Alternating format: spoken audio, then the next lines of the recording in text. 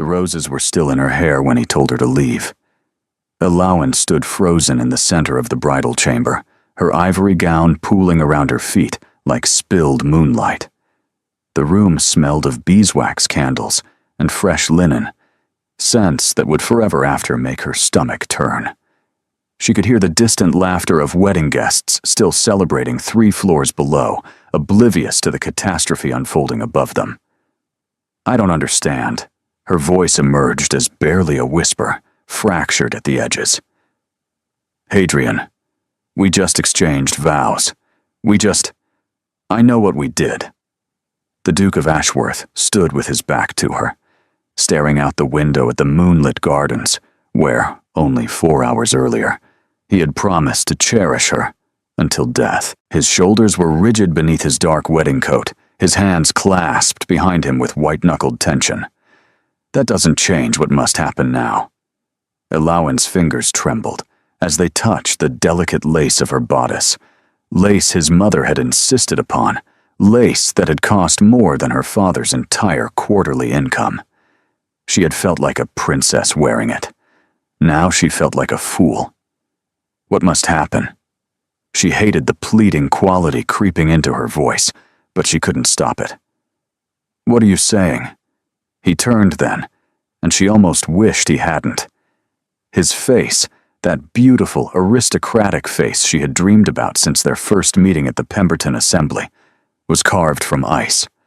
No warmth, no tenderness, nothing of the man who had kissed her hand and called her extraordinary just this morning.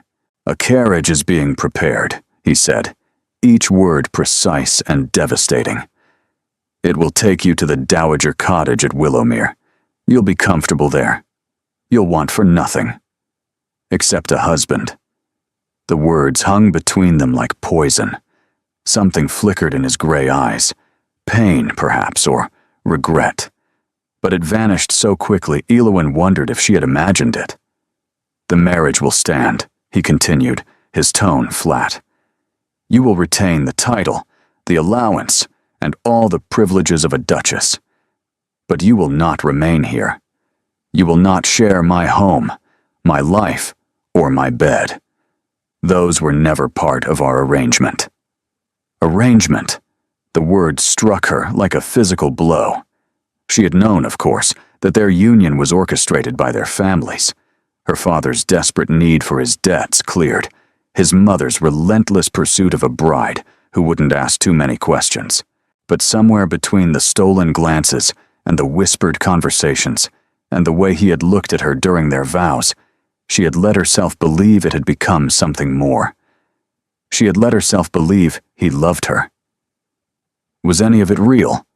The question escaped before she could trap it. "The courtship, the kindness, and the way you looked at me." "Don't," his jaw tightened. "Don't make this harder than it needs to be." Harder for whom? Allowance felt something shifting inside her, the first ember of anger piercing through the shock. "You're discarding me on our wedding night, and you're concerned about difficulty?" Hadrian moved toward the door, and she realized with sickening clarity that he was actually leaving. That this conversation, this explanation, this cruelty, it was all she would receive. "The carriage will be ready within the hour," he said without turning. "Mrs. Pemberton will help you gather your things. Hadrian, don't contact me. Don't write. Don't return to Ashworth Hall unless explicitly summoned."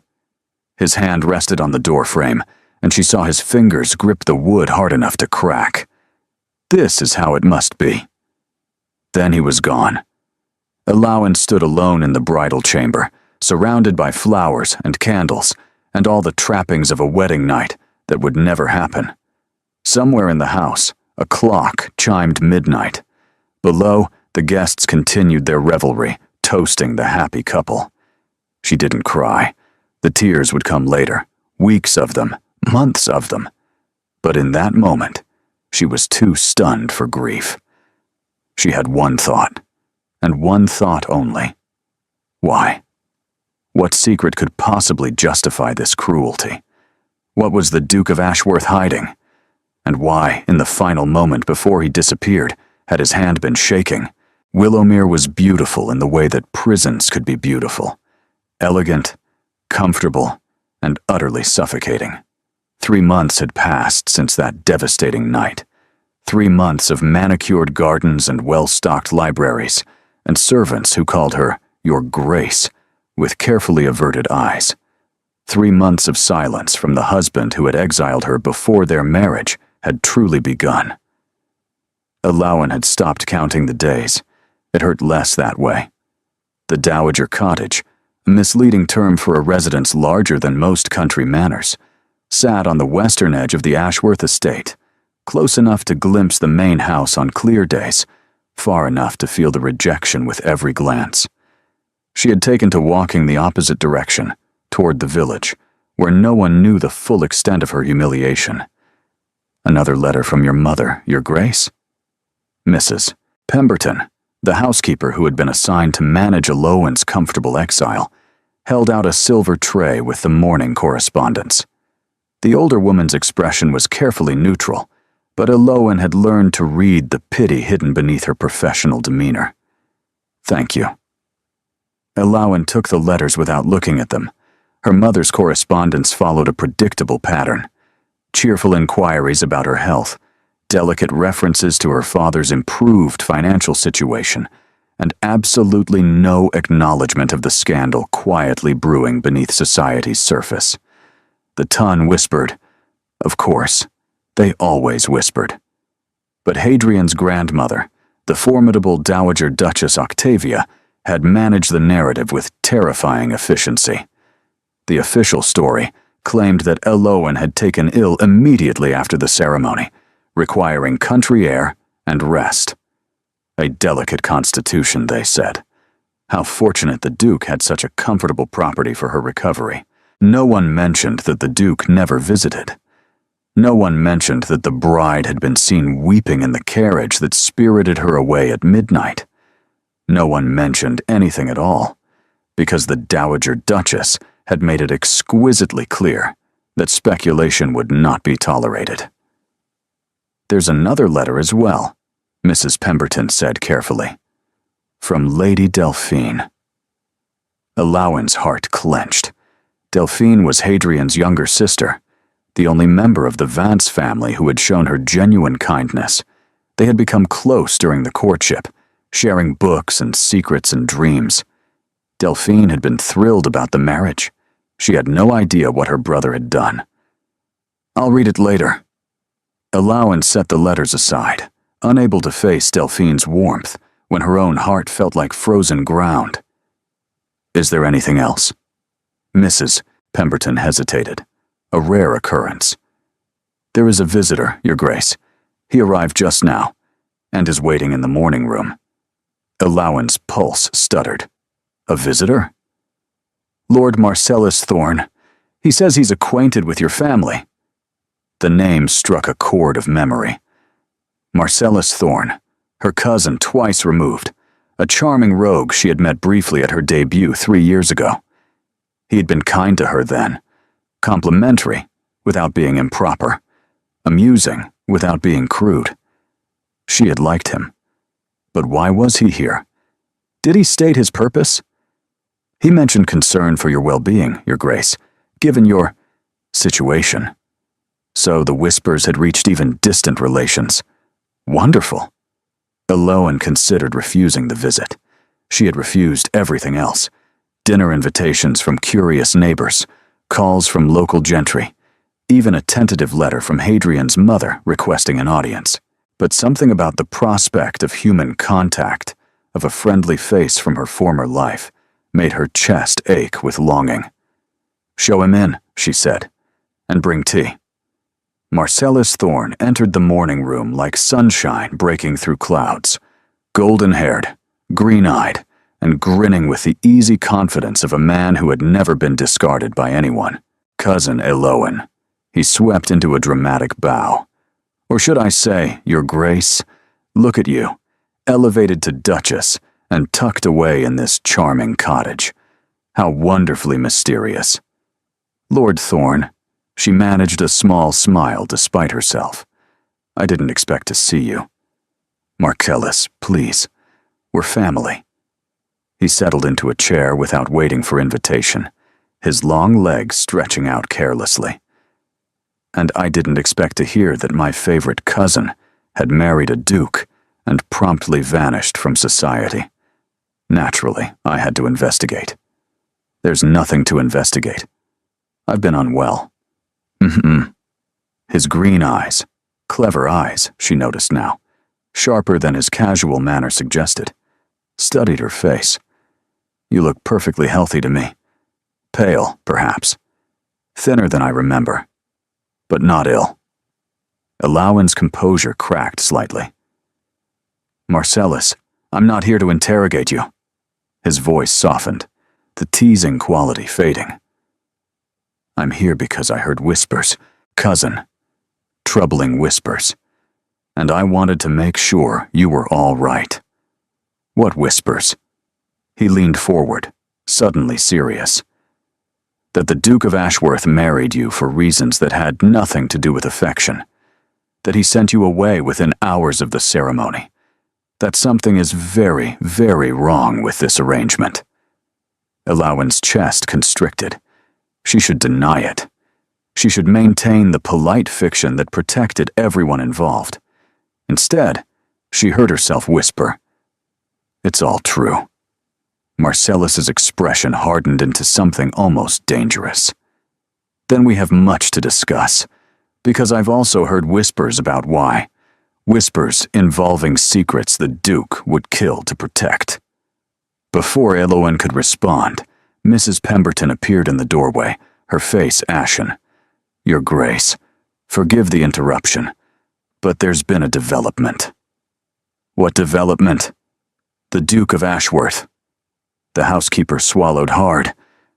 "He's here." Here. The word detonated in Alawen's mind like cannon fire. 3 months of absolute silence. No letters, no messages, not even a response to the single desperate note she had sent in her first week, begging to understand. And now, he simply appeared? Where? Her voice came out steadier than she felt. "The main entrance, Your Grace. He's requesting an audience." Requesting. Not demanding, not insisting, and not commanding, as a duke and husband had every right to do. Requesting, like a supplicant, rather than the master of her fate. Marcellus rose smoothly to his feet, his expression unreadable. "Shall I stay?" Part of Alawen wanted to say yes. Wanted a witness, a protector, anyone to stand between her and the man who had broken her heart. But another part, the part that had been asking why for 93 days, knew this conversation must happen alone. "Wait in the library," she said. "I'll send for you if needed." He hesitated, clearly reluctant, then nodded. "I'll be close." After he departed through the side door, Alawen took a moment to compose herself.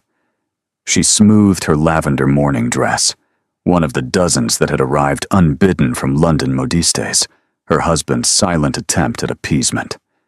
She tucked a loose strand of dark hair behind her ear. She pressed her palms together until the trembling stopped. Then she lifted her chin and walked to meet her fate. Hadrian stood in the entrance hall like a man approaching the gallows. He looked terrible, dark circles beneath his gray eyes, his usually immaculate appearance disheveled, his face gaunt in a way that suggested sleepless nights and untouched meals. He wore riding clothes rather than formal attire, as if he had come directly from his horse without pausing to make himself presentable. He had never looked more human, or more like a stranger. Alawen. Her name emerged rough and ragged from his throat. "Thank you for seeing me. Did I have a choice?" The barb landed visibly.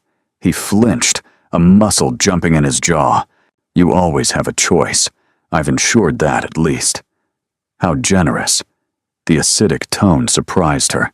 She had expected to crumble in his presence, but anger was rising instead, hot and clarifying. "You exile me without explanation, ignore my letters, and leave me to rot in this beautiful cage for 3 months. And now you appear expecting. What, exactly? Gratitude? No. He took a step closer, then stopped, as if approaching a wounded animal. I expect nothing. I came to... He broke off, struggling with words she had never seen him lack. I came because I cannot stay away any longer. Cannot? Or choose not to? Cannot. The admission seemed torn from him. I have tried, Ilowan. God knows, I have tried. I thought if I kept distance, if I protected you from... He stopped again, his hands clenching at his sides. I was wrong. About everything. Protected her from what? The question blazed in her mind, but she refused to ask it. She had spent 3 months desperate for explanations, and now that he stood before her offering fragments, she discovered that her dignity demanded more than scraps. You were wrong, she repeated flatly. That's your explanation? You destroyed me on our wedding night, banished me like a shameful secret, and your justification is that you were wrong? I know it's not enough. You're correct. It isn't. She turned away, unable to look at him any longer. Through the window, she could see the gardens she had walked countless times alone, the path she had memorized while wondering what she had done to deserve such treatment. I have questions, she said quietly. Questions I've been asking since you closed that bedroom door. Why did you marry me if you intended to discard me? Why the elaborate courtship, the kindness, the way you made me believe? Her voice cracked. Why did you make me love you if you never intended to love me back? The silence that followed was suffocating. Then she heard footsteps, not retreating as she expected, but approaching. She felt him stop directly behind her, close enough that she could sense his warmth, his presence, the familiar scent of sandalwood and ink that had once made her feel safe. I did love you. The words were barely audible. I do love you. That was never a deception. She whirled to face him. Then why? His eyes met hers, those gray eyes that had haunted her dreams and her nightmares, and she saw something in them she hadn't expected. Fear. Raw, consuming fear. Because loving you put you in danger. His voice dropped to a whisper. Because someone threatened to destroy you, to destroy everything you love, if I didn't let you go. The ground shifted beneath Ilowan's feet. What are you talking about? Who threatened me? Before he could answer, they were interrupted by raised voices from the entrance. Mrs. Pemberton's protests, a deeper voice insisting, then footsteps rapidly approaching. The door burst open to reveal Marcellus, his expression thunderous. Forgive the intrusion, cousin, but I've just received word from London. His green eyes fixed on Hadrian with cold fury. It seems the Duke has neglected to mention that he's been keeping rather dangerous secrets. Secrets that involve your family, your marriage, and a plot that goes far deeper than a simple wedding night rejection. Hadrian's face went white. How did you think Lady Lavinia would stay silent forever? Marcellus cut him off savagely. She's been talking, Your Grace, and what she's saying will ruin you both, unless someone tells your wife the truth. All of it. Right now. Ilowan looked between the two men, her cousin vibrating with righteous anger, her husband paralyzed with something that looked like terror, and felt the foundation of everything she thought she understood begin to crumble. Who is Lady Lavinia? She demanded. And what truth? Hadrian closed his eyes, and when he opened them again, she saw resignation settle over his features like a shroud. Lavinia Ashford, he said quietly, is the woman who should have been my wife. The woman my mother chose before she ever met you. And she has spent the last 3 months trying to destroy us both. The clock chimed noon, marking the moment Ilowan's exile ended, and the moment her true nightmare began. The name hung in the air like smoke after cannon fire. Lavinia Ashford. Ilowan had heard it before, whispered at parties, mentioned in passing during her courtship. the beautiful daughter of Viscount Ashford, once rumored to be the future Duchess of Ashworth. The understanding had been informal but acknowledged, a match of two ancient families that would unite considerable fortunes and satisfy ambitious mothers on both sides. Then Hadrian had met Eloan at the Pemberton Assembly, and everything had changed, or so she had believed. You were engaged to her. It wasn't a question, not formally. Hadrian's voice was hollow. There was an expectation, cultivated by my mother and hers since childhood. I never proposed. I never made promises. But Lavinia believed she would be your duchess. Eloan finished the sentence with dawning understanding. And then you chose me instead. Yes. Marcellus made a sound of disgust. So this is a tale of a scorned woman's revenge? She threatened your wife because you bruised her pride? It's more complicated than that. Hadrian ran a hand through his already disheveled hair. Lavinia didn't simply make threats. She gathered information, damaging information about Eloan's family, about debts that went beyond what was publicly known, about certain arrangements your father made to cover them. Eloan's blood turned to ice. What arrangements? Hadrian met her eyes with agonizing reluctance. Your father borrowed money from sources outside legitimate banking, sources connected to men who operate in shadows. When those debts came due, he couldn't pay. So he made a different kind of deal, one that involved promising certain favors, certain access, certain... Stop! Eloan held up her hand, her mind reeling. You're saying my father is involved with criminals? I'm saying he was desperate, and desperate men make terrible choices. Hadrian's tone softened slightly. Lavinia discovered this through her own questionable connections. She came to me 3 days before our wedding, with documents, letters, evidence that would destroy your family completely. She said if I married you, she would ensure every salon in London knew the truth. Your father would face prosecution. Your mother would be ruined. Your younger brother's prospects would be finished before they began. The morning room seemed to shrink around Eloan. She gripped the back of a chair to steady herself.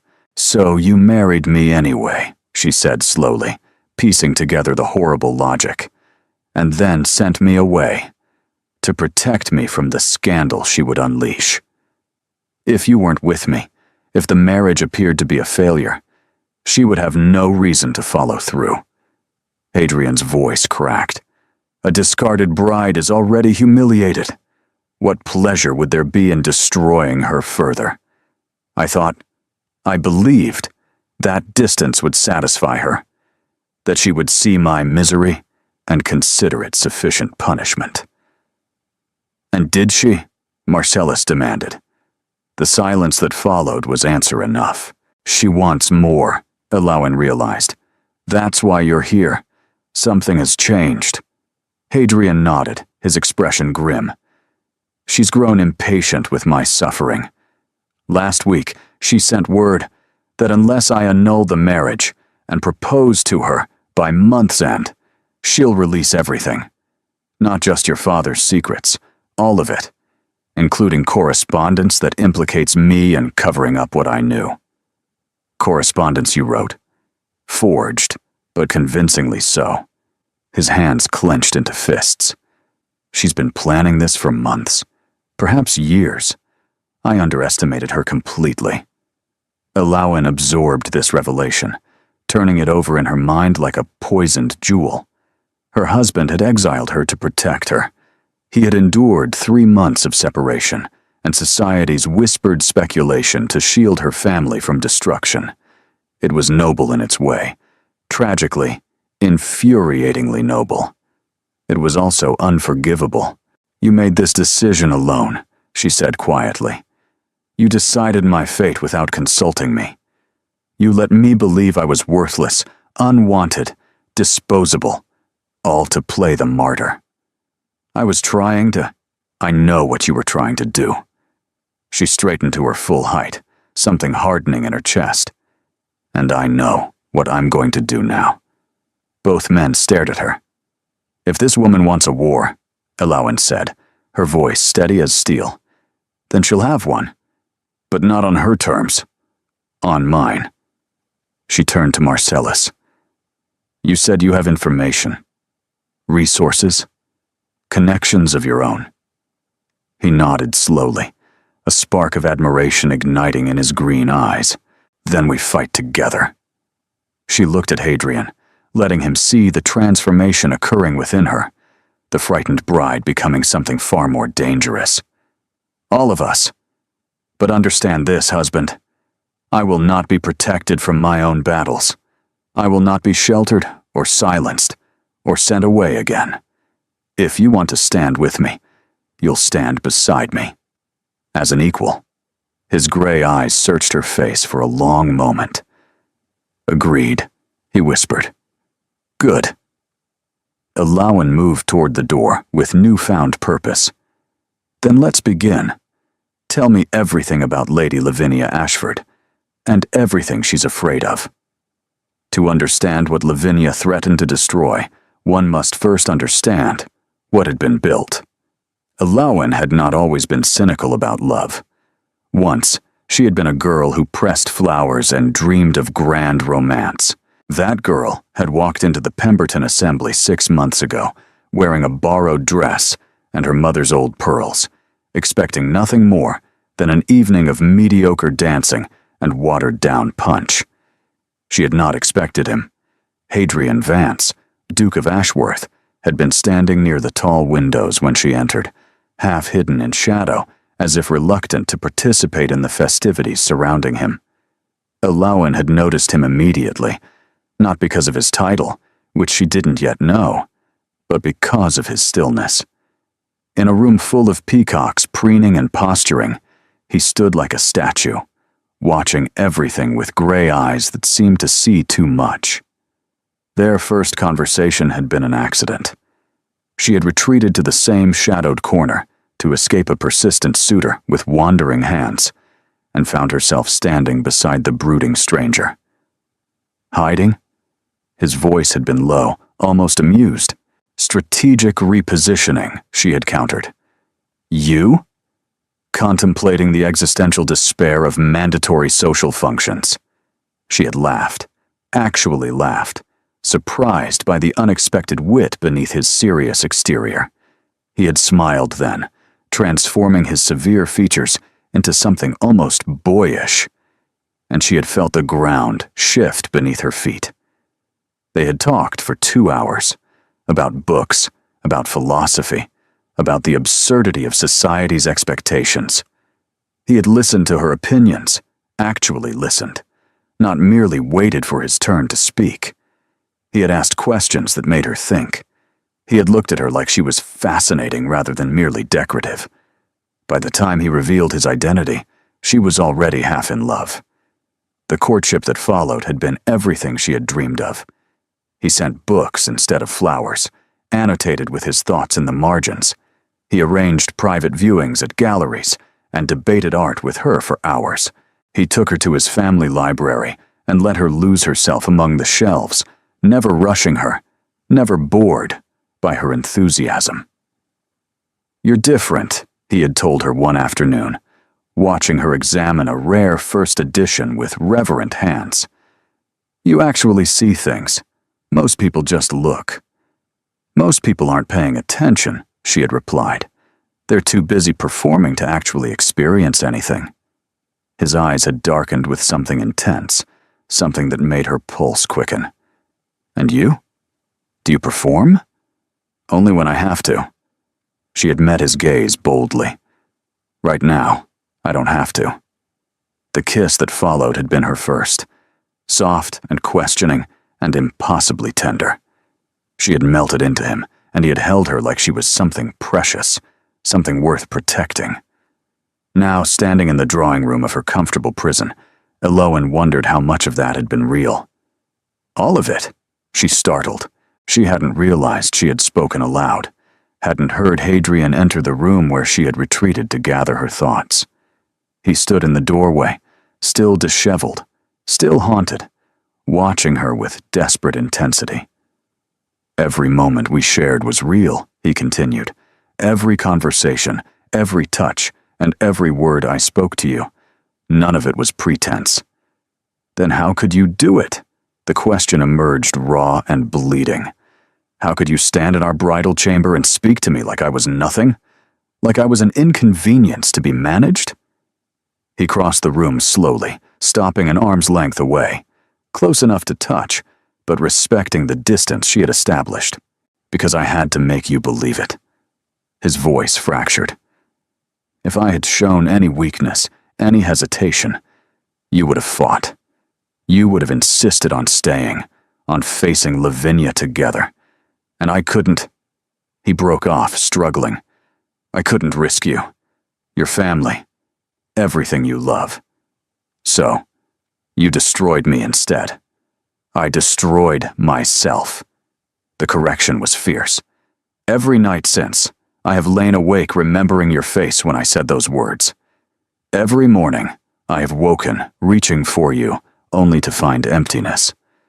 I have attended dinners and balls and parliamentary sessions like a ghost, performing duties I no longer care about, because the only thing I care about was taken from me by my own hand. Alawan's eyes burned with unshed tears. She refused to let them fall. You could have told me the truth. We could have faced this together. I was afraid. The admission seemed to cost him everything. Afraid that if I explained, you would insist on confronting Lavinia directly. Afraid that your courage would lead you into a battle you couldn't win. Afraid of... He swallowed hard. I was afraid of being the reason you suffered. Ironic, isn't it? In trying to prevent your pain, I caused far worse. She understood then, with a clarity that cut through her anger. This was not a man who had rejected her out of cruelty or indifference. This was a man who had rejected her out of terror, a terror so profound it had overridden every rational thought, every alternative solution. It didn't excuse what he had done, but it explained it. Your sister Delphine, she said quietly, once told me that the Vance family expresses love through protection, that your father nearly dueled a man who insulted your mother, that your grandfather once bankrupted himself to shield his children from scandal. Hadrian's jaw tightened. We do not have good examples of healthy love. No, she almost smiled despite herself. Apparently, you sacrifice everything and tell no one why. It sounds rather foolish when stated so plainly. It sounds rather tragic. She reached out and touched his hand, the first contact between them since their wedding night. She felt him tremble. I'm still angry, Hadrian. I may be angry for a very long time. But I am beginning to understand that your cruelty was born from love rather than contempt.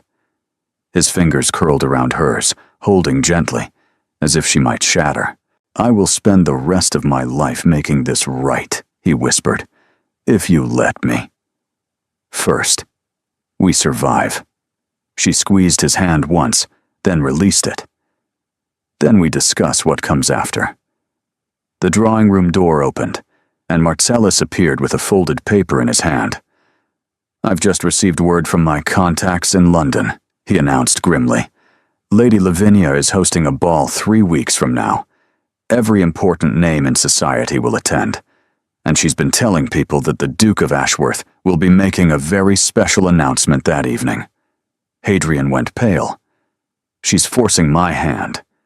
Which means, Alawan said, something fierce awakening in her chest. We have 3 weeks to destroy her first. 2 days later, Alawan found herself standing before the most terrifying woman in England, the Dowager Duchess. Octavia had summoned them to Ashworth Hall, the main estate, the ancestral seat, the grand house that loomed on the horizon every time Elowyn looked east from her exile cottage. She had dreamed of entering it as a bride, welcomed and celebrated. Instead, she arrived as a reluctant conspirator, walking beside a husband she wasn't sure she had forgiven. The Dowager received them in her private sitting room, a space decorated in severe blues and silvers that matched her icy demeanor. At 73, Octavia Vance remained formidable.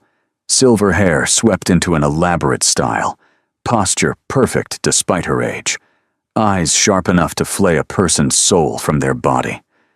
She did not rise when they entered. "So," she said, her voice crisp as winter frost, "the prodigal bride returns." Alawan curtsied with precisely correct depth. "Your Grace." "Don't bother with formalities." Octavia waved a dismissive hand. "Sit, both of you. We have much to discuss, and little time for social niceties." They sat on a settee across from her chair, close but not touching. Hadrian's tension radiated beside Alawan like heat from a furnace. "I assume," Octavia continued, "that my grandson has finally confessed his spectacular idiocy." Hadrian's jaw tightened. "Grandmother, don't interrupt. I taught you better manners than that." Her cold gaze swept to Eowyn. "And I assume you've decided to fight rather than flee." "Yes, Your Grace." "Good. Fleeing would have been tiresome." Octavia settled back in her chair with an expression that might have been satisfaction. "I've been waiting 3 months for one of you to develop a spine. I was beginning to lose hope." Alawan blinked. "You knew? About Lady Lavinia's threats?" "I know everything that happens in this family." The Dowager's tone suggested this should have been obvious. "I also know that my grandson's solution, exile and silence, was perhaps the most foolish response possible. But the Vance men have never been particularly intelligent about matters of the heart. His grandfather once challenged a bishop to a duel over a perceived slight. His father nearly eloped with a French actress before I intervened. Dramatic self-destruction appears to be hereditary." Hadrian made a strangled sound of protest, but Octavia ignored him entirely. "The relevant question," she continued, focusing on Eowyn with unsettling intensity, "is whether you are worthy of the effort required to save this situation." "I beg your pardon. You heard me." Octavia leaned forward, her gaze piercing. "Lavinia Ashford is clever, connected, and utterly ruthless. Defeating her will require more than courage. It will require cunning, social expertise, and the ability to destroy an enemy while smiling sweetly at her across a ballroom. Do you possess these qualities, miss? Forgive me, Your Grace." The correction was deliberately cutting, a reminder that Eowyn's title was precarious. "I don't know," Eowyn answered honestly. "I've never been tested in such a manner." An honest answer. Octavia's eyes narrowed. Better than false bravado, at least. "Tell me, what do you know of Lady Lavinia beyond what my grandson has shared?" Eowyn considered. Marcellus had spent the past 2 days gathering information, sharing what he learned over meals and strategy sessions. "I know she is beautiful and charming in public, but cruel in private. I know she has been obsessed with becoming Duchess of Ashworth since childhood, not for love of Hadrian, but for love of the title. I know she collects secrets like other women collect jewelry, and she uses them without mercy." "All true. What else?" "She has a younger sister, Venetia, who remains unwed at 24, despite considerable beauty. Lady Lavinia has apparently sabotaged 3 potential matches for reasons unclear. She has an estranged aunt who was banished from the family 15 years ago for scandal, and she maintains correspondence with certain gentlemen whose political connections are questionable." Octavia's eyebrow rose fractionally, the closest she came to showing surprise. "You've done your research." "I've had help." Eowyn thought of Marcellus, who had worked through the night investigating Lavinia's connections. "But I intend to do much more." "Indeed." The Dowager studied her for a long moment, something calculating in her expression. "You have fire, at least. More than I expected from a merchant's granddaughter." The insult landed precisely as intended, a test of Eowyn's composure. My grandfather built his fortune through intelligence and determination, she replied calmly. My father squandered much of it through poor judgment. I intend to follow my grandfather's example rather than my father's. A ghost of a smile crossed Octavia's severe features. Well answered. She turned to Hadrian. You chose better than I credited, even if you've handled everything since with incomprehensible stupidity. Thank you, grandmother, Hadrian said dryly. Your support is overwhelming. My support comes with conditions. Octavia rose, moving to a writing desk near the window. She retrieved a leather folio and returned, placing it in Eloan's hands. This contains everything I know about Lavinia Ashford. Her debts. Yes, she has them, despite appearances. Her secrets. There are several she has killed to keep buried. Her weaknesses. Few, but significant. Eloan opened the folio with trembling fingers. Inside were pages of meticulous documentation. Letters, financial records, names and dates, and connections. You've been investigating her, she realized. I've been preparing for war since the day she threatened my family. Octavia's voice turned to iron. Lavinia Ashford made a critical error. She assumed that because I arranged for Hadrian to court her, I valued her. She assumed wrong. I value the Ashworth legacy. I value this family's position. And I will burn anyone to ash who threatens either, including scheming vipers who forget their place. For the first time since arriving at Ashworth Hall, Eloan felt genuine hope. You'll help us? I'll do more than help. I'll lead. Octavia returned to her chair with regal grace. But I require something in exchange. Name it. When this is finished, when Lavinia is destroyed and the family is secure, you will give me an heir within 2 years. The dowager's eyes locked with Eloan's. A legitimate heir to the Ashworth legacy. No more separation, no more exile, no more foolish self-sacrifice. You will be a proper duchess, and you will fulfill your duty to this family. The demand was bold, almost offensive, reducing her marriage to breeding obligations. But Eloan saw the underlying message. Octavia was asking for commitment, a promise that Eloan would stay, would fight, would build a future rather than simply survive the present. She looked at Hadrian, whose expression had become carefully neutral, giving her space to answer on her own terms.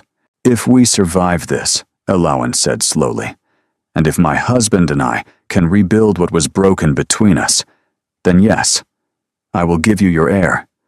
But I will not promise a child to a marriage that remains empty. The heir comes from love, or not at all. Octavia's lips thinned. For a moment, Eloan feared she had pushed too far. Then the dowager laughed, a short, sharp bark of genuine amusement. You remind me of myself at your age, she said, foolish and romantic, and utterly convinced that love matters more than duty. Her expression sobered. I hope you're right. I wasn't, and I've regretted it for 50 years. She stood, signaling the audience was concluded. 3 weeks until Lavinia's ball. We have much to do and little time. She fixed them both with a commanding stare. The War Council meets tomorrow at noon. Bring your cousin. Marcellus, is it? His connections may prove useful. As they departed, Octavia's voice followed them to the door. One more thing. Eloan turned. Lavinia believes she holds all the power because she has your family's secrets. The dowager's smile was sharp as a blade. She has no idea that I hold hers, and mine are far, far worse. The War Council convened in the Ashworth Hall Library, a vast chamber of mahogany and leather that smelled of old paper and older secrets. Eloan sat at the long table between Hadrian and Marcellus, facing the Dowager Duchess across a battlefield of documents and correspondence. 3 days had passed since their initial strategy session. 3 days of investigation, preparation, and something Eloan had not anticipated. healing. It began in small moments. Hadrian bringing her tea without being asked, remembering she preferred it with honey rather than sugar. Their fingers brushing when passing documents, the contact electric despite its brevity, conversations that started as tactical planning and drifted into something more personal, memories of their courtship, confessions of fears, tentative explorations of what remained between them. "The sister is our strongest weapon," Marcellus was saying, spreading a collection of letters across the table. "Venetia Ashford has been systematically sabotaged by Lavinia for years. 3 suitors frightened away with false rumors of madness, scandal, disease. The girl is desperate to escape her sister's shadow. You propose we approach her directly?" Octavia's tone was skeptical. "She's terrified of Lavinia. Everyone is. Terrified people can become brave when given hope." Marcellus tapped a specific letter. "My sources indicate Venetia has been corresponding secretly with a young naval officer, a Lieutenant Thaddeus Crane. The match would be beneath her station but genuine. Lavinia discovered the correspondence and threatened to expose it unless Venetia ended all contact." Elowen leaned forward, studying the elegant handwriting. She's in love with him. Deeply. And she blames her sister for destroying her chance at happiness. Marcellus smiled grimly. Sound familiar? The parallel was not lost on anyone present.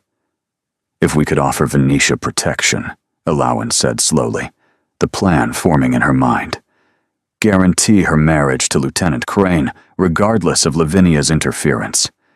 She might be willing to share what she knows." "What could she possibly know that we don't already have?" Hadrian asked. "Sisters share secrets." Octavia's voice carried dark weight. "Especially when one believes the other will never speak. Lavinia has spent her entire life confiding in Venetia, using her as a sounding board for schemes, a witness to cruelties. Venetia knows where the bodies are buried, perhaps literally." The implication hung heavy in the air. "We're not suggesting Lavinia has actually killed anyone," Marcellus clarified. "But there are rumors about what happened to her governess 15 years ago. The woman disappeared after threatening to report Lavinia's behavior to their parents. She was never found." Elowen's stomach turned. She had known Lavinia was dangerous, but this was something else entirely. "I'll approach Venetia," she decided. "Woman to woman, victim to victim. She's more likely to trust me than any of you." Hadrian's hand found hers beneath the table, squeezing gently. "It could be dangerous. If Lavinia discovers, then we'll need to be careful." She met his eyes, seeing the fear there. Not fear of the mission, but fear for her. The same fear that had driven him to exile her in the first place. "I won't be reckless, but I won't hide either. Not anymore." Something shifted in his expression. Pride, perhaps, mingled with something deeper. "Together," he said quietly, echoing her demand from days ago. "We do this together." That evening, after the others had retired, Elowen found herself alone with Hadrian in the library. The fire had burned low, casting dancing shadows across the book-lined walls. Outside, rain drummed against the windows, cocooning them in warmth and solitude. "I used to imagine this," Hadrian said softly, breaking the comfortable silence. He sat in a leather armchair near the hearth, watching her browse the shelves. "You, here, surrounded by books. It was one of my favorite fantasies during our courtship. Bringing you home, showing you this collection, watching your face light up." Elowen pulled down a volume of poetry, running her fingers over the worn spine. "You thought about our future?" "Constantly." He rose, moving to stand beside her. "I imagined everything. Morning conversations over breakfast, evening walks in the gardens, nights spent." He stopped, his voice catching. "Nights spent how?" The question emerged before she could censor it, charged with implications. His gray eyes darkened. Reading together by the fire, among other things. The air between them grew thick with unspoken tension. Alawan was acutely aware of his proximity, the warmth of his body, the familiar scent of sandalwood, and the way his breathing had grown uneven. I imagined things too, she admitted, during my exile. Sometimes I would lie awake, wondering what might have been, if that night had gone differently, if you had stayed. What did you imagine? She should deflect, should retreat to safer ground. Instead, she found herself answering honestly. You holding me, telling me everything would be all right, making me believe that I was wanted. Her voice trembled slightly. I imagined not being alone. Hadrian made a sound like something breaking, a low, pained exhale that seemed torn from his chest. You were never unwanted. He reached out slowly, giving her time to retreat, and when she didn't, he cupped her face in his hands. Not for one moment. The night I sent you away, I returned to that empty bridal chamber and wept like a child. I drank myself into unconsciousness because I couldn't bear the memory of your face. I have wanted you every second of every day since, with a desperation that terrifies me. Tears burned in Alawan's eyes. Then why didn't you come sooner? Why did you let 3 months pass? Because I'm a coward. The admission was raw. Because every time I resolved to ride to Willowmere and beg your forgiveness, I convinced myself you were safer without me, better off, happier. I was miserable. I know that now. His thumbs traced gentle paths across her cheekbones. I know I caused you agony when I was trying to spare you pain. I know I failed in every way a husband can fail. And I know, his voice fractured. I know I don't deserve your forgiveness, but I'm asking for it anyway. Selfishly, desperately, because the thought of living the rest of my life without you is more than I can bear. She should demand more time, should insist on distance, on careful rebuilding, on proof of his commitment. Instead, she kissed him. It wasn't gentle. 3 months of anger and longing and grief poured into the contact, her hands fisting in his shirt, his fingers sliding into her hair, their mouths meeting with almost violent need. She tasted salt and realized one of them was crying, perhaps both. When they finally broke apart, gasping, his forehead pressed against hers. I love you, he whispered. I have always loved you, and I will spend every day proving it if you give me the chance. Show me, she breathed. Stop telling me, and show me. He kissed her again, softer this time, and the library walls bore witness to promises being remade. They didn't consummate anything. Not yet. Not while so much remained unresolved. But when Alawan finally retired to her chambers, she carried with her something she had lost on her wedding night. Hope. But hope, as she would soon discover, was a fragile thing. The next morning brought a letter bearing Lavinia Ashford's elegant seal, addressed not to Hadrian, but to Alawan herself. My dear Duchess, it read, I understand you've returned from your country retirement. How wonderful. I do hope you'll attend my ball next week. I have such fascinating things to share with London society, including several revelations about your charming family that I'm certain everyone will find most entertaining. Do give my regards to your dear husband. We have so much history together. Yours in anticipation, Lavinia. Alawan's hands trembled as she read the words again. Lavinia knew she had returned, and she was coming for them all. The Pemberton soiree was not Lavinia's ball. It was a preliminary skirmish, a testing of waters before the main engagement. Every significant name in society would attend, making it the perfect venue for Alawan's public reintroduction as the Duchess of Ashworth. She stood before the mirror in her chambers, hardly recognizing the woman staring back. Madame Fontaine, London's most sought-after modiste, had worked miracles in 3 days.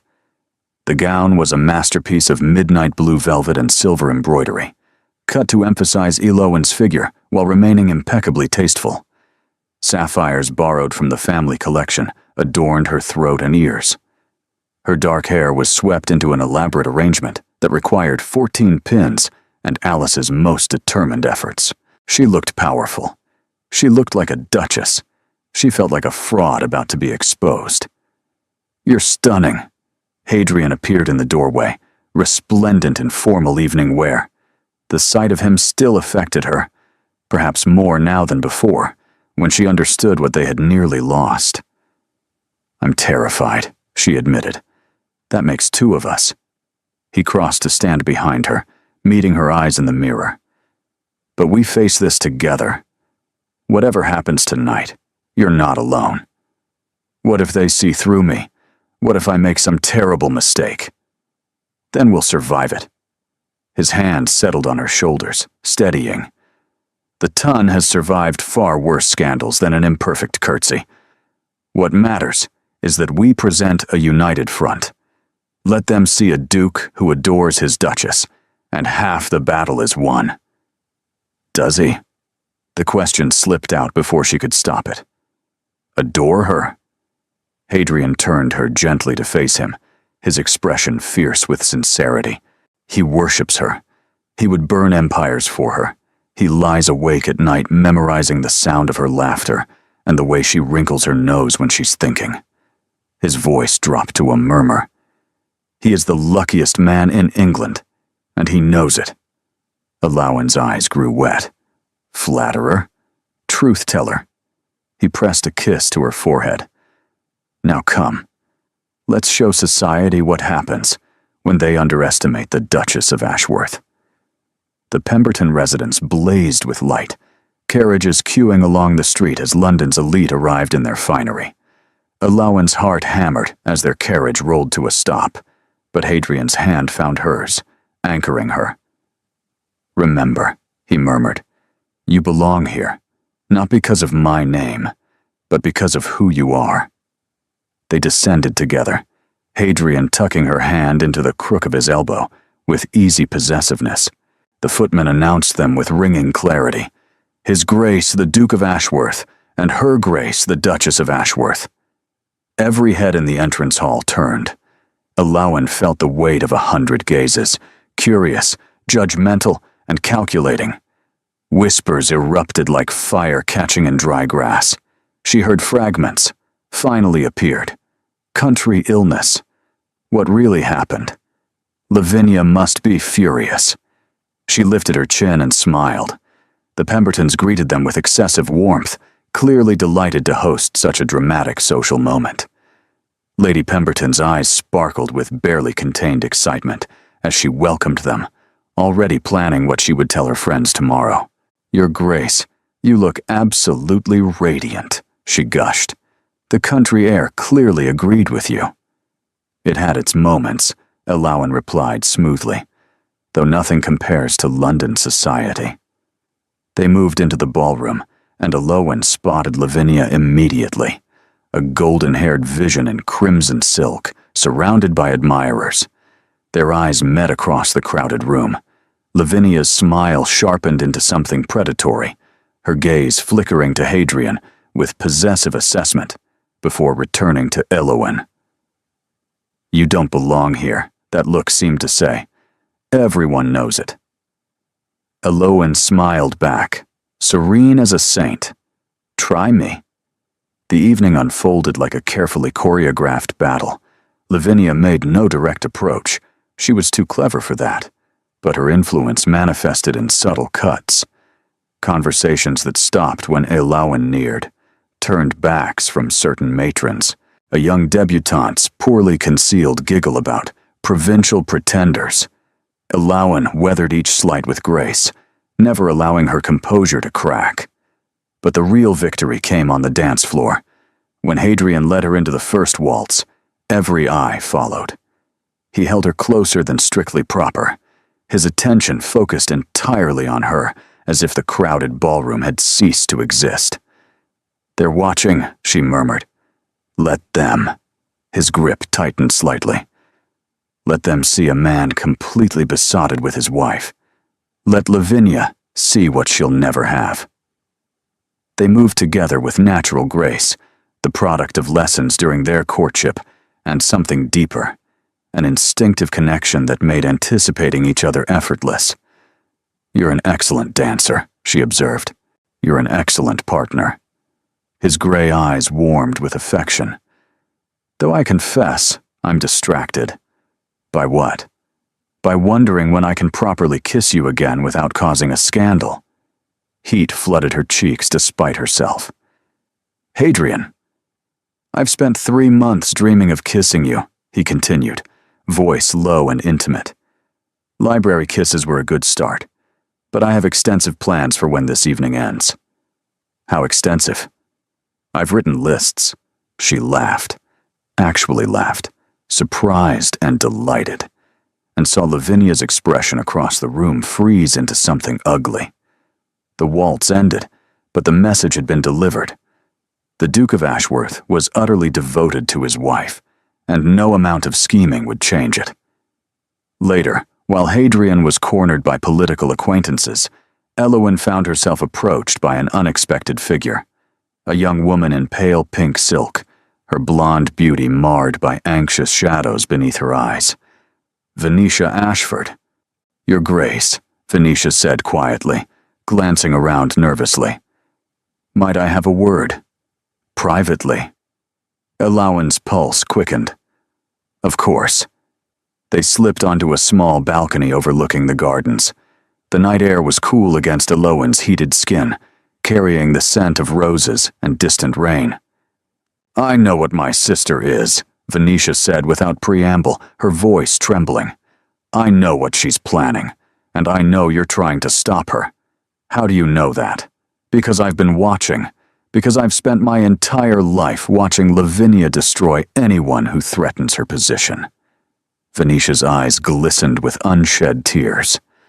"She's destroyed me too, in her way. Kept me trapped, isolated, dependent on her mercy." Elowen's heart clenched with sympathy.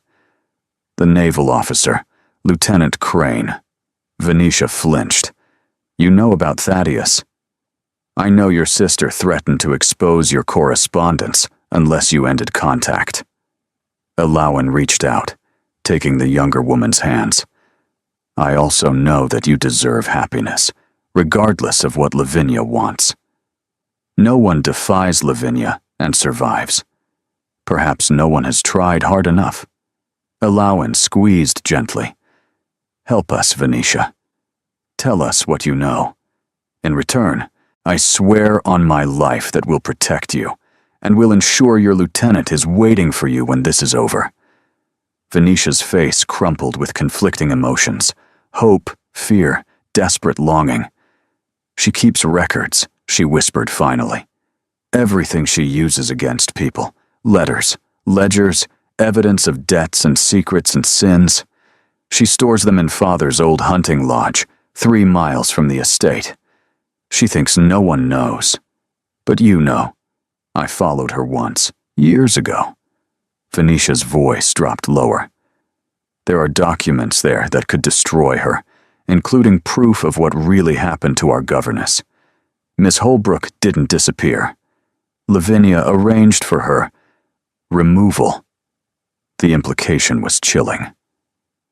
"Where exactly is this lodge?" Venetia described the location in detail: hidden paths, locked doors, the schedule when Lavinia visited. Elowen memorized every word. "Thank you," she said when Venetia finished. "You've been incredibly brave." "I'm not brave." Venetia's laugh was bitter. "I'm just tired of being afraid." They returned to the ballroom separately, and Elowen found Hadrian waiting with barely concealed concern. "Where were you?" "I turned around and you'd vanished." "I found our weapon," she interrupted softly. "And I know exactly where Lavinia keeps her secrets." His eyes widened, then narrowed with fierce determination. Then we end this. Now. The hunting lodge existed precisely where Venetia had described, a stone cottage half swallowed by overgrown forest, 3 miles from the Ashford estate. Alawen, Hadrian, and Marcellus approached at midnight, their horses left with a trusted groom a quarter-mile back. "This is madness," Marcellus muttered, picking his way through brambles. "Breaking into private property, stealing documents. If we're caught, we won't be caught." Hadrian's voice carried cold certainty. "Lavinia is in London preparing for her ball. The Ashfords are at their townhouse. The lodge is abandoned." Famous last words. Despite the tension, Alawen felt strangely calm. After months of helplessness, of having her fate decided by others, she was finally acting. Whatever happened next, she had chosen this path. The lodge door yielded to Marcellus's lockpicks with surprising ease. Inside, the air smelled of dust and old smoke, moonlight filtering through grimy windows to reveal furniture draped in white sheets. The documents would be hidden somewhere secure, Alawen reasoned, scanning the shadowy interior. A safe, perhaps, or a concealed compartment. They searched methodically, working through each room. The main floor revealed nothing. A sitting area, a small kitchen, a servant's quarters long abandoned. But in the study, behind a hunting tapestry depicting some ancient lord with his hounds, Hadrian found it. A hidden door. "Here." He pressed something in the paneling, and a section of wall swung inward, revealing a cramped chamber lined with shelves. Boxes of documents, ledgers, bundles of correspondence tied with ribbon, a lifetime of blackmail material meticulously organized. "Good God," Marcellus breathed. "She could destroy half of London with this." Alawen moved through the collection with growing horror. Letters detailing affairs, gambling debts, illegitimate children, financial records proving fraud, theft, corruption, medical documents revealing secret illnesses, addictions, treatments for conditions society deemed shameful. And then she found it, a leather folio marked with a single initial. H. Hadrian. Her voice emerged, strangled. "Look at this." Inside were documents relating to her husband, correspondence between Lavinia and various contacts, tracking his movements, investigating his business dealings, monitoring his courtship of Alawen. There were forged letters in his handwriting, ready to be deployed. There were transcripts of private conversations, suggesting she had informants within his own household. But the worst was a letter in Lavinia's own hand, dated 1 week before the wedding. "The marriage will proceed as planned. Once she's disposed of, quietly, an accident perhaps, or a sudden illness, he'll be too broken to resist. The grieving widower will turn to familiar comfort. I'll become Duchess within the year, and no one will ever know how thoroughly I orchestrated it all." Alawen's hands shook so violently she nearly dropped the paper. "She was planning to kill me," she whispered. "After the wedding, she was going to murder me and—" Hadrian took the letter, his face draining of color as he read. "This is why I sent you away," he said hoarsely. "I didn't know the full extent. I thought it was only blackmail, only threats to your reputation. But some part of me sensed the danger, sensed that keeping you close would make you a target. You saved my life. I nearly destroyed us both." He pulled her into his arms, holding her fiercely. "If I had known, if I had realized what she truly intended, you couldn't have known." Alawen clung to him, processing the horrifying reality. No one could have imagined this level of depravity. "We have everything we need," Marcellus interrupted, his voice tight with urgency. "This letter alone would see her hanged. We should take what we can carry and leave before—" He stopped abruptly. Outside, the sound of approaching hoofbeats shattered the silence. "Someone's coming," Alawen breathed. They moved quickly, gathering the most damning documents into satchels. But the hoofbeats were multiplying. Not one rider, but several, converging on the lodge from multiple directions. "The back door," Hadrian ordered. "Now." They burst into the night air, only to find their escape blocked by mounted figures. Torchlight flickered through the trees, revealing faces Elowen didn't recognize. Hard men, hired muscle, their expressions promising violence. And at their center, riding side saddle in a traveling cloak of deepest black, sat Lavinia Ashford. "Leaving so soon?" Her voice dripped with poisoned sweetness. "But you've only just arrived." "How did you know?" Elowen demanded, her heart hammering against her ribs. "Did you think I trusted my own sister?" Lavinia laughed, a musical sound utterly at odds with her monstrous nature. "Poor Venetia has been watched for years. The moment she approached you at the Pemberton soiree, I knew. My little bird finally found the courage to sing, and led me straight to you. Venetia is fine, for now. Her usefulness continues, as long as she remains cooperative." Lavinia's smile sharpened. Unlike some people, her guards dismounted, surrounding them with practiced efficiency. Hadrian stepped in front of Elowen, but there were too many. 6 armed men against 2 gentlemen and a lady. "You can't murder 3 peers and expect no consequences," Marcellus said, his voice admirably steady. "Murder? How crude." Lavinia waved a dismissive hand. "I'm simply detaining trespassers who broke into private property and stole valuable documents. Self-defense, really. If they happened to resist and were subdued more vigorously than intended, well, tragic accidents happen." "The Dowager Duchess knows where we are," Hadrian said coldly. If you don't return, I'll express appropriate shock and grief, and then I'll marry the heartbroken widower as originally planned." Lavinia's eyes glittered with malice. "Really, darling, you've simply moved up my timeline. I should thank you." She nodded to her men. "Take them to the cellar, separately. We'll discuss terms in the morning." Strong hands seized Elowen's arms, wrenching her away from Hadrian despite his furious struggles. The last thing she saw before a hood was pulled over her head was her husband being struck across the face, his blood bright in the torchlight. Then darkness swallowed everything. The cellar was cold, damp, and utterly black. Elowen had no idea how much time passed. Hours, certainly, possibly longer. Her wrists were bound behind her back, her shoulders aching from the awkward position. The stone floor leached warmth from her body, leaving her shivering and miserable. But worse than the physical discomfort was the fear. Where was Hadrian? Where was Marcellus? Were they injured? Imprisoned? Dying somewhere nearby while she sat helpless? She had thought herself prepared for battle.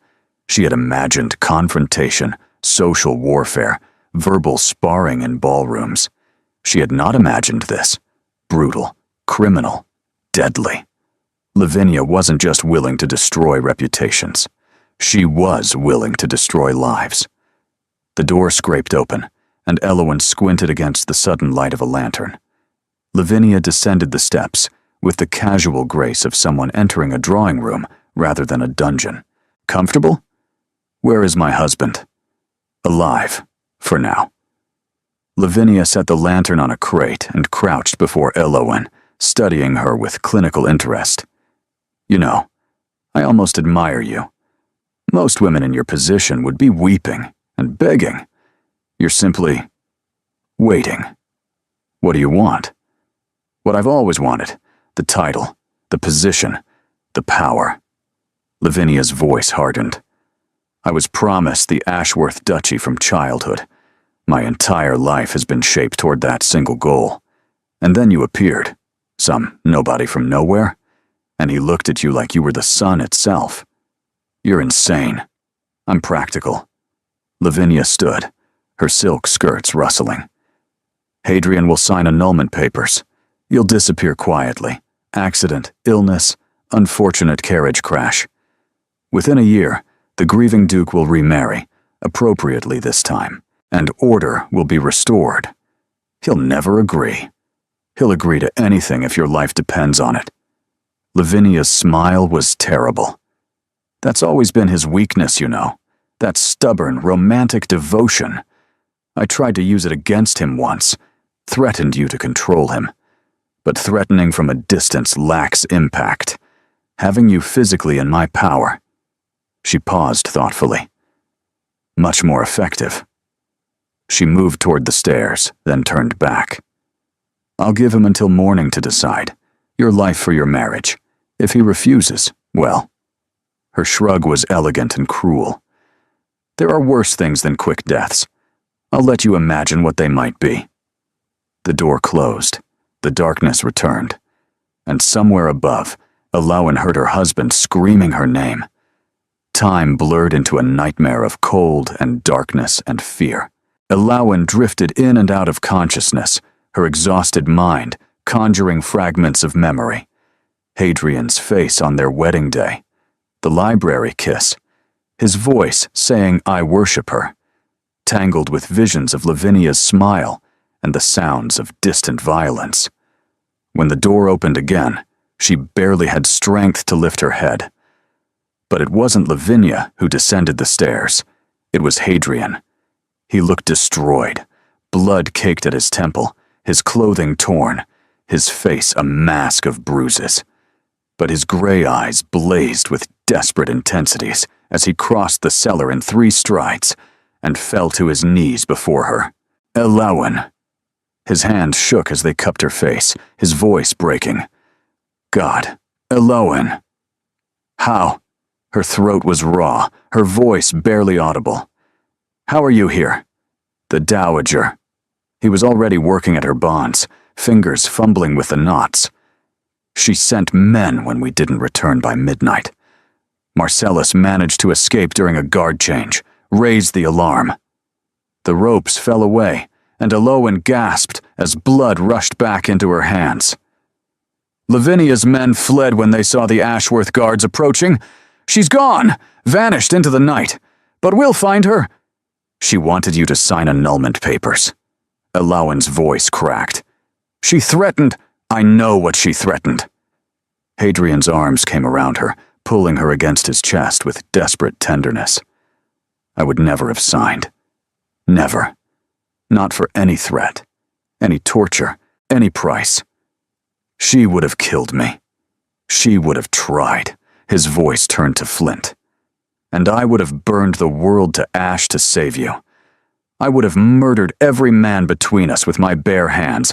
I would have—" His voice broke completely, and she felt wetness against her hair. Tears, she realized. The Duke of Ashworth was weeping into her hair in a filthy cellar, clutching her like she might dissolve if he let go. "I'm sorry," he gasped between ragged breaths. "I'm so sorry. For the wedding night, for the exile, for every moment of pain I've caused you. I thought I was protecting you by pushing you away, but all I did was leave you vulnerable to worse danger. If you had died, if she had—" "I didn't die." Elowen pulled back enough to see his face, battered, tear-streaked, and utterly beautiful in his brokenness. "You came for me. I will always come for you." His forehead pressed against hers, their breath mingling. "For the rest of my life, I will always come for you. There is no distance too great, no danger too terrible, and no sacrifice too dear. You are everything. Everything. And I will spend every remaining moment proving it." "You already have." She kissed him then, gently, mindful of his injuries and hers. But the contact held more meaning than any passionate embrace. It was forgiveness. It was acceptance. It was a promise. When they finally broke apart, Hadrian helped her stand on shaking legs. "Can you walk?" "I'll manage." He kept one arm firmly around her waist as they climbed the stairs, emerging into cool night air that felt like heaven after the cellar's oppression. The hunting lodge was surrounded by Ashworth men on horseback, their torches illuminating the scene with flickering gold. and standing beside one of the horses, wrapped in her signature black cloak, was the Dowager Duchess. "Finally," Octavia said, her voice crisp despite the late hour. "I was beginning to think I'd have to storm the building myself." "Grandmother," Hadrian began. "Later." The Dowager's sharp eyes examined Eloan with something that might have been concern. "The girl needs warmth, rest, and a physician. Emotional declarations can wait until she's not about to collapse." It was possibly the most caring thing Octavia had ever said. They helped Eloan onto a horse, Hadrian mounting behind her and holding her secure against his chest. As they rode away from the hunting lodge, that place of nightmares, she felt his arms tighten around her. "She'll pay," he murmured against her ear. "Lavinia, everyone who helped her, they'll all pay." "We have the documents," Eloan remembered suddenly. Marcellus was carrying, safe, every damning piece of evidence preserved. His voice grew grimmer. "Including the letter about her plans for you. She'll hang Eloan. I'll ensure it." She should have felt satisfaction. Instead, she felt only exhaustion and a profound gratitude for the warmth surrounding her. Hadrian's body, his heartbeat against her back, the simple miracle of being alive. They returned to Ashworth Hall as dawn painted the sky in shades of rose and gold. Eloan was carried to her chambers. Their chambers now, she realized, as Hadrian refused to leave her side, and examined by the family physician, who pronounced her bruised and shaken, but fundamentally sound. "Rest," Dr. Aldridge ordered. "Several days at minimum. No excitement, no exertion, no distressing conversations." The last instruction was ignored before the doctor finished descending the stairs. "You should sleep," Hadrian said, sitting on the edge of the bed, where Eloan lay propped against a mountain of pillows. "You've been through. Don't leave." The words emerged smaller than she intended, betraying fear she hadn't acknowledged until that moment. His expression softened. Without hesitation, he removed his boots and coat and climbed onto the bed beside her, pulling her gently into his arms. "I'm not going anywhere," he promised. "Tonight or ever." She rested her head on his chest, listening to the steady rhythm of his heart. Outside, birds began their morning chorus. Inside, for the first time in months, Eloan felt truly safe. "What happens now?" she asked sleepily. "Now we rest. Tomorrow, we hunt." "Hunt?" "Lavinia is still out there, but not for long." His arms tightened protectively. "She made the mistake of threatening you. She'll learn what that costs." There was something in his voice, cold, predatory, utterly merciless, that should have frightened her. Instead, it made her feel protected. "I love you," she murmured, consciousness fading. "I love you too." His lips pressed against her hair. "Sleep, my Duchess. I'll be here when you wake." And for once, completely and absolutely, she believed him. Lavinia's ball was held as scheduled. The woman herself, however, was notably absent. 4 days after the hunting lodge incident, Eloan descended the grand staircase of the Ashford townhouse on Hadrian's arm, entering the ballroom where Lady Lavinia had intended to announce her triumph. The irony was not lost on her. Quite a turnout, Marcellus observed, materializing beside them. His own injuries had healed to fading bruises, artfully concealed with powder. Everyone came to see what would happen. Then let's give them something to remember. The ballroom fell silent as they entered. Hundreds of candles illuminated faces frozen in shock, confusion, anticipation.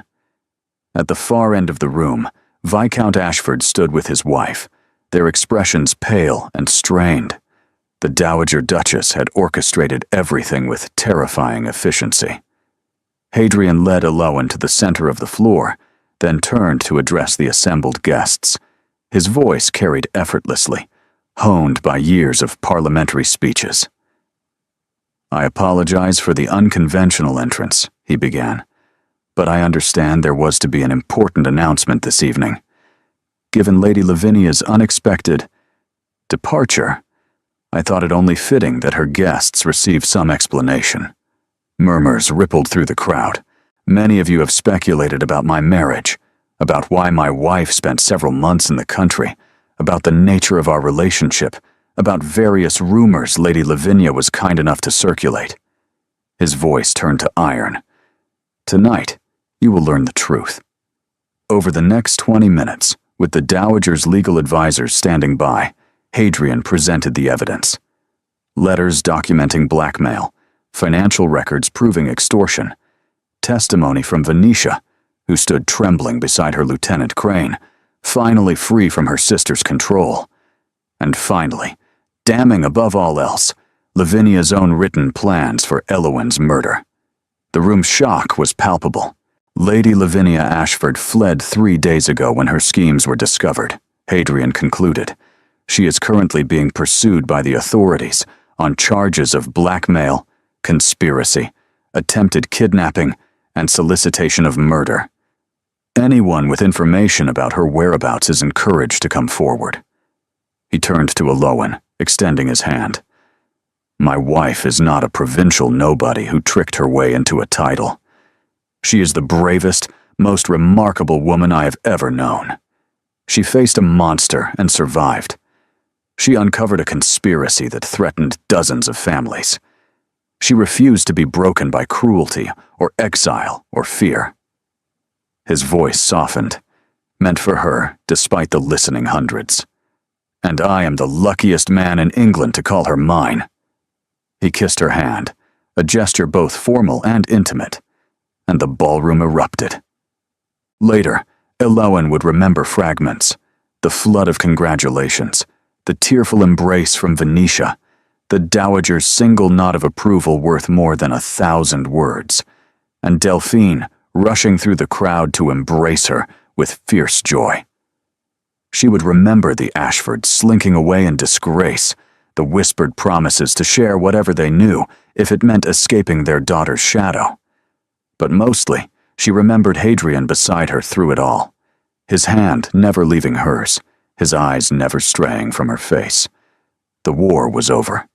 They had won. That night, alone at last in their chambers at Ashworth Hall, Hadrian locked the door and turned to face his wife. I believe, he said quietly, we have unfinished business. Elowen's heart accelerated. What business would that be? A wedding night. He crossed to her slowly, deliberately. We were interrupted, if you recall.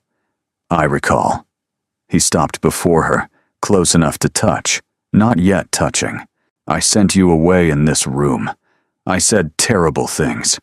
I broke your heart and my own in a misguided attempt at protection. His voice dropped to a whisper. I'd like to replace those memories with better ones, if you'll let me. She answered by rising on her toes and kissing him. This time, nothing interrupted them. 1 year later, Elowen stood in the music room of Ashworth Hall, watching autumn light stream through tall windows as she composed a letter to her mother. Dearest Mama, the gardens are spectacular this time of year. The dahlias finally bloomed after months of patient cultivation. Hadrian insists they match my eyes, which is ridiculous flattery, but I've stopped correcting him. She paused, smiling at the sounds drifting from elsewhere in the house. Laughter from the drawing room, where Venetia and Thaddeus, married now, thanks to the Ashworth family's intervention, were visiting for the week. The Dowager's voice, sharp and imperious, debating something with Marcellus, who had become an unofficial fixture at family gatherings, and somewhere above, the cheerful chaos of a nursery being prepared. Her hand drifted unconsciously to her growing belly. I have news, she continued writing. News I've been waiting to share until I was certain. In spring, you will become a grandmother. The physician assures us all is well. Hadrian is already unbearable, refuses to let me climb stairs unassisted, insists on accompanying me everywhere, has ordered the kitchens to prepare whatever I'm craving at any hour. I pretend to be annoyed. I am not. The trial of Lady Lavinia Ashford had concluded 3 months prior. She had been apprehended in Dover, attempting to flee to France with forged papers and a significant portion of her family's remaining wealth. The evidence against her was overwhelming, the verdict swift: transportation for life to the penal colonies. Some had argued for hanging, given the murder conspiracy, but the courts had shown mercy, if banishment to a harsh land on the other side of the world could be called mercy. Alawen had attended the sentencing. She had wanted to face Lavinia one final time, to see the end of the woman who had nearly destroyed her. Lavinia had looked diminished in the dock, her golden beauty faded, her elegant composure cracked, her power entirely stripped away. When the sentence was pronounced, she had screamed, cursed, sworn vengeance on everyone involved. Alawen had felt nothing but relief. As they left the courthouse, Hadrian had taken her hand. "It's over," he said quietly. "Yes." She had looked up at the gray London sky, breathing deeply. "It's finally over." Now, setting aside her letter, Alawen wandered through the house that had become her home. The halls no longer intimidated her. The servants greeted her with genuine warmth. Even the dowager had thawed into something approaching affection. "You've ruined my grandson, you know," Octavia had informed her just last week. "He used to be appropriately dour and serious. Now he smiles constantly. It's most unsettling." "My deepest apologies, Your Grace." "Don't be impertinent." But Octavia had almost smiled herself. She found Hadrian in the library. Their library. The room where so much had happened between them. He sat in his favorite chair, reading correspondence. But he looked up the moment she entered, his face transforming with that smile that still made her breath catch. "There you are." He set aside his papers immediately, opening his arms. "I was about to send a search party." "I was writing to my mother." She settled onto his lap, a position that had become habit, despite the dowager's occasional tutting about propriety. Telling her about the baby. His hand found her belly with reverent gentleness, spreading warmth where it touched. "How do you feel?" "Enormous. Tired. Hungry. Unbearably happy." He laughed, pressing a kiss to her temple. "The last one makes everything else worthwhile." They sat together in comfortable silence, watching the fire crackle in the hearth. Outside, the autumn afternoon was fading toward evening, painting the grounds in shades of amber and gold. "I've been thinking," Hadrian said eventually, "about names." "Already? We have months yet." "I know, but—" He hesitated. "If it's a boy, I'd like to name him after my father. Edmund. Would that be perfect?" She touched his face gently. "Edmund Vance, future Duke of Ashworth. It's perfect." "And if it's a girl?" She considered. "What about Hope?" His arms tightened around her. "Hope," he repeated softly. "Yes, I think that's exactly right." Later that evening, after dinner and conversation and the bustle of a house full of guests, Hadrian led Alawen to the grand ballroom. It was empty now, cleaned and polished, but unoccupied, moonlight streaming through tall windows to pool on the marble floor. "What are we doing here?" she asked. "Dancing." He positioned her in his arms, humming softly, a waltz she recognized from the Pemberton soiree, the night she had decided to fight for her marriage. "We never had a proper wedding celebration. No first dance, no toasts, no cake. I intend to remedy that. There's no music. There's us." He began to move, guiding her through the steps with practiced ease. "There was always us. From the moment you laughed at my existential despair at the Pemberton Assembly, there was only ever you." She rested her head against his chest, listening to his heartbeat as they swayed together in the moonlight. "Do you remember," she murmured, The night you sent me away. You stood at the door and told me not to contact you, not to write, not to return. I remember. I wish I could forget. I'm glad you can't. She looked up at him. Because remembering means we never take this for granted.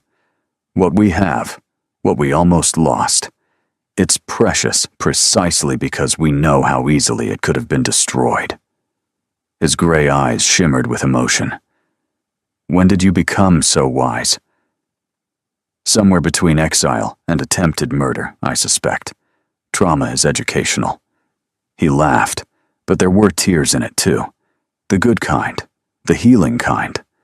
They danced until the moon set, until exhaustion claimed them, until they retired to their chambers hand in hand, to sleep wrapped around each other as they did every night. And in the morning, as Elowen woke slowly to sunlight and warmth and the steady presence of the man who had sent her away, then spent a lifetime earning her back, she understood something with perfect clarity. This was what hope felt like. Not the desperate, grasping hope of a woman abandoned on her wedding night. Not the fragile hope of someone too afraid to believe in happiness. This was settled hope. Rooted hope. The hope of someone who had walked through fire and emerged holding the hand of the person she loved. "Good morning, Duchess," Hadrian murmured against her hair. "Good morning, Duke. Any plans for today? I thought I might let you adore me for a few hours, perhaps allow some groveling." He laughed and pulled her closer. "Your wish is my command." Outside their window, the Ashworth Gardens stretched toward a horizon bright with autumn color. Somewhere in the house, guests were stirring, servants preparing breakfast, another day beginning. But here, in this room, in this bed, in these arms, everything Elowen had ever wanted was already hers, and she would never let it go again. Thank you for being here. You are the reason these stories exist, because you believe in love that fights through darkness to find light, in characters who refuse to surrender to despair, in endings that feel earned and true. Your presence makes this space warm and welcoming, and I'm grateful for every moment you spend with these characters. Consider subscribing if you'd like more historical romances with emotional depth and genuine character growth. And remember, sometimes the greatest love stories begin with the greatest mistakes. What matters is having the courage to make things right,